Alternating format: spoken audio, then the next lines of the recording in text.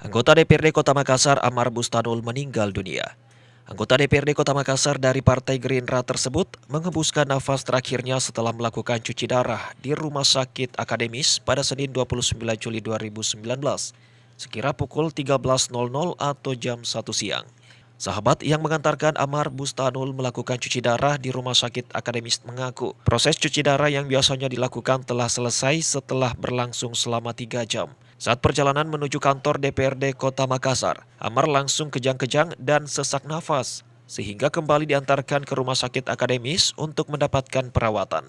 Namun Amar menghembuskan nafas terakhir setelah tiba di Rumah Sakit Akademis. Seperti biasa kalau pulang kontrol ke rumah sakit itu apa ada kebiasaannya mau minta beli es tadi, beli es krim itu saya lewat saja. Jadi setelah sampai di mana Ahmad Yani, dia tiba-tiba kejang, kemudian masih sempat saya berhentikan mobil, terus kembali ke sini.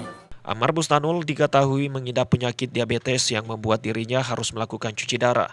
Namun berdasarkan diagnosa terakhir dokter, Amar Bustanul mengalami serangan jantung yang membuat nyawanya tak tertolong. Ira Fajar TV dan Fajar Radio melaporkan.